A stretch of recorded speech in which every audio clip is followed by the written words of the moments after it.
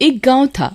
उस गांव में नई नई बिजली आती है, जिसकी वजह से गांव वाले बहुत खुश हो जाते हैं। मजा आ गया, हमारे गांव में भी बिजली आ गई है। बाबा, मजा आ गया, मजा आ गया, मजा आ गया, बाबा बाबा। अब तो हम भी शहर वालों की तरह टीवी देखेंगे, पंखा चलाएंगे।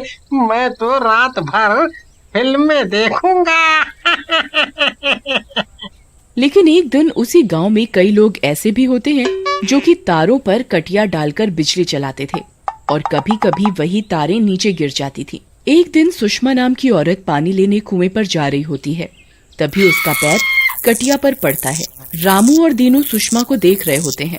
अरे देखो, सुषमा भाभी को करंट लग गया। अरे बचाओ बचाओ। लेकिन इससे पहले कि रामू और दीनू कुछ कर पाते, सुषमा की मौत हो जाती है और उसका शरीर एकदम काला हो जाता है, बिल्कुल किसी लाश की तरह। तब तक कुछ और गांव वाले भी वहां आ जाते हैं।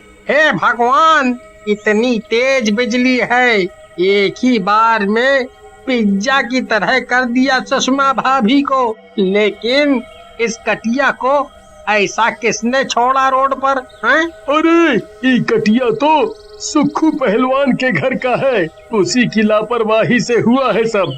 उसके बाद गांव वाले मिलकर सुषमा का अंतिम संस्कार कर देते हैं और फिर सब गांव वाले एक साथ इकट्ठे होकर सुखू पहलवान के घर आते हैं। सुखू पहलवान घर में पहलवानी कर रहा होता है।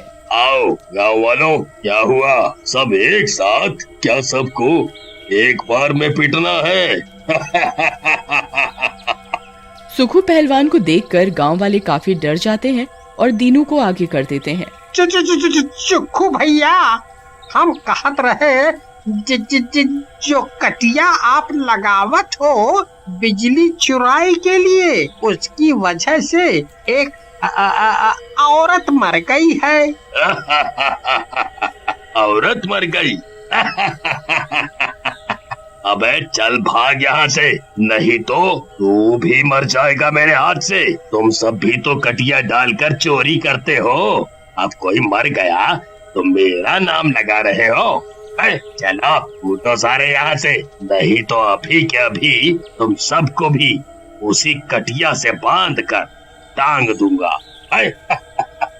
सुखू को गुस्से में देखकर सब वहाँ से चले जाते हैं। रास्ते में दीनू रामू से, अच्छा हुआ रामू, तूने हमको वहाँ से हटा दिया, नहीं तो आज इस सुक्कू को मार मार कर सुखा देते हम। हाँ हाँ चलो दीनू भाई, अब ज्यादा मत फेंको, उसे देखकर आपकी पतलून तो गीली हो गई थी। उसी रात जब सुखू पहलवान अपने घर में सो रहा होता है, तभी चुड़ैल वहाँ आती है और सुखू को नींद से उठा देती है। सुखू पहलवान, ओ सुखू उठो, उठ जाओ, थोड़ी सी पहलवानी हमें भी दिखाओ। कौन हो तुम और मुझे इतनी रात को क्यों उठा रही हो? लेकिन चुड़ैल उसकी कोई बात नहीं सुनती और सुखू पहलवान को उसी कटिया से बांध देती है। सुखू की भी करंट लगने से मौत हो जाती है। अगले दिन दीनू और रामू सुखू के घर के आगे से जा रहे होते हैं, तभी उनको सुखू की लाश दिखाई देती है। अरे ई का हुई गवा, ई तो सुखू पहलवान की लाश है, ई कैसे मर गया है? अरे कैसे भी मरा तो सही ना, कम से कम गांव का एक गुंडा तो कम हुआ। बहुत बातें झाड़ता था। लेकिन गांव वाले फिर भी सुखू की लाश का अंतिम संस्कार कर देते हैं। अगले दिन दीनू को फिर से एक लाश मिलती है और वो डरते हुए रामू के पास पहुंचता है। रामुआ, हाँ एक तो लाश और है, पता नहीं कौन मारे जा रहा है लोगों को। तू तो बहुत मनहूस है यार, कहीं तू ही तो नहीं मार रहा सबको? जब देखो सबको मारता रहता है, यहाँ लाश वहाँ लाश मिलती है तुझे है? रामू और दीनू लाश वाली जगह पहुँचते हैं। वहाँ पहले से ही गांव वाले इकट्ठे हो गए होते हैं और गांव में पंचायत शुरू हो जाती है। भैया, ये गांव में तो रोज कुछ ना कुछ हुए जा रहा है, रोज किसी न किसी की लाश मिल रही है। ऐसे हाथ पे हाथ रख के बैठने से तो कुछ नहीं होगा, कुछ तो करना पड़ेगा।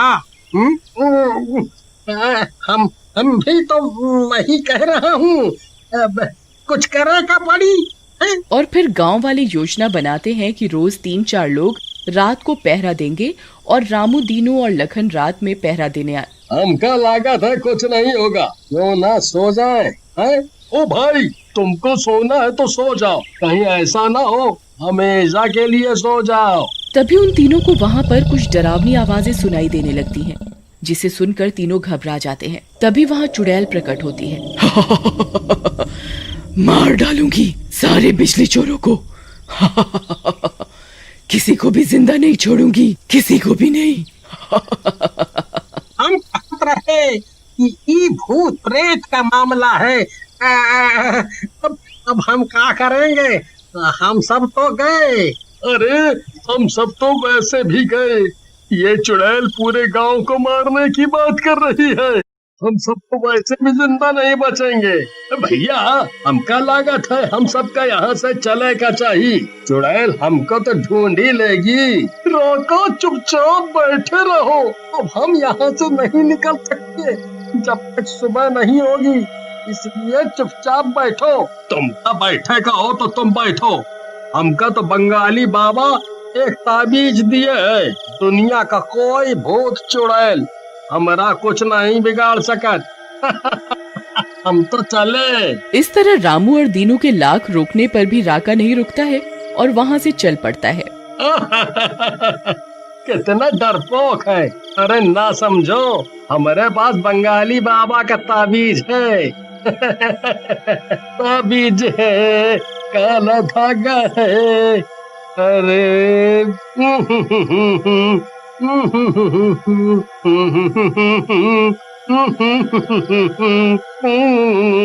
अरे भैया, जन्नत मुसाफिर मोहलिया रे पिंजरे वाली मुनिया, चलत मुसाफिर मोहलिया रे पिंजरे वाली मुनिया। तभी उसका पीछा करते हुए चुड़ैल उसके सामने आ जाती है। कहाँ जा रहे हो? अकेले अकेले, जरा हमारे पास आ जाओ। हाँ?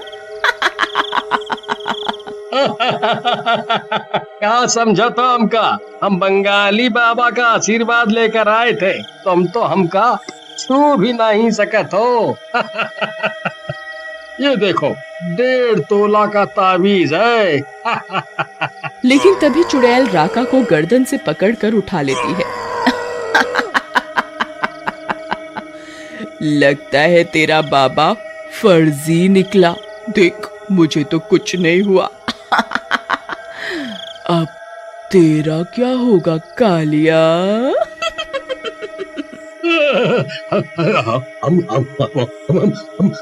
हमका माफ कर दो चुड़ैल जी, हमसे गलती हो गई, हमसे गलती हो गई, माफ कर दो, हमका माफ कर दो।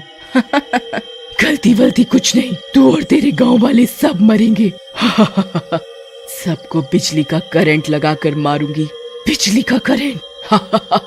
फिर चुड़ैल उसे कटिया से लपेट देती है और उसे बिजली का करंट देकर मार डालती है। ये सब रामू और दीनू देख लेते हैं और दोनों काफी डर जाते हैं। वो रात भर वहीं छुपकर बैठे रहते हैं। कहाँ है भाई? ये तो चुड़ैल है और सबको मारे जा रही है। अब हम सब क्या करेंगे? हम सबकी मौत तो पक्की है, अब हम नहीं बचने वाले। अरे भाई, चुप करके बैठो, नहीं तो बिजली का वो झटका लगेगा कि झटकना भूल जाएगा। उधर चुड़ैल राका को मारकर वहाँ से गायब हो जाती है।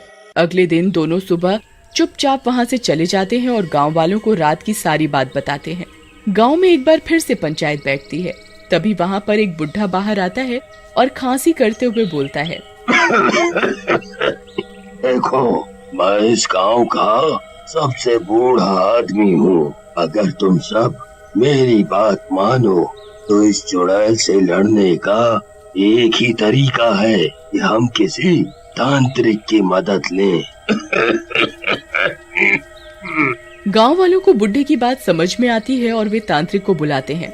तांत्रिक के आने के बाद सरपंच जी बोलते हैं, बाबा हम लोग बहुत परेशान हो गए हैं। हमारे गांव वालों की जान जा रही है। एक चुड़ैल ना जाने कहां से आ गई है और हम सब लोगों को बिजली के करंट से मार रही है। तुम सब लोग डरो मत, मैं हूँ ना। तांत्रिक बाबा तो शाहरुख के फैन लगत हैं। ये चुड़ैल बिजली का करंट लगने से मरी है और बिजली ही इसकी ताकत है, लेकिन इस चुड़ैल को हराया जा सकता है। तुम सब लोग मुझे रात में गांव के बीच में मिलो। हम आज रात ही इस चुड़ैल का खात्मा करेंगे। रामू भैया, ये तांत्रिक बहुत हंसता है, हम सब लोगों को मरवाएगा तो नहीं? उधर सारे गांव वाली योजना के अनुसार रात में गांव के बीच में इकट्ठा हो जाते हैं। तभी चुड़ैल वहां आ जाती है। क्या बात है, लगता है सारा गांव भी मरना चाहता है। आज मेरे हाथों मजा आ जाएगा। तभी चुड़ैल दीनू को पकड़ लेती है। रामू भैया, हमको बचावा हो। हम कहत रहे ना कि तांत्रिकवा हम सबको मरवाएगा। बचाओ बचाओ। लेकिन तभी तांत्रिक वहां आ जाता है। उसके हाथ में एक रबर का मैट होता है। तांत्रिक रामू की तरफ इशारा करता है। चुड़ैल, दीनू को छोड़ दे, नहीं तो मैं तुझे आज मजा चखाऊंगा। चुड़ैल दीनू को छोड़ तांत्रिक की तरफ बढ़ती है। तू ज्यादा बोल रहा है तांत्रिक, पहले तेरा ही इलाज करती हूँ। लेकिन जैसे ही चुड़ैल तांत्रिक की तरफ बढ़ती है, रामू पीछे से आकर चुड़ैल के ऊपर मैट डाल देता है। मैट के डालते ही चुड़ैल की शक्ति चली जाती है। शाबाश रामू बेटा, इस बिजली की चुड़ैल का इलाज रबर का मैट ही था। तांत्रिक, ये तूने क्या किया? मेरी शक्तियाँ कहाँ चली गई? मैं तुम सबको मार डालूंगी। अब तू कुछ नहीं कर सकती। मैं तुझे अभी इसी रबर के मैट में कैद करके ले चलूंगा। फिर तांत्रिक चुड़ैल को उस रबर के मैट में कैद करके ले जाता है और गांव वाले चुड़ैल की चंगुल से आजाद हो जाते हैं।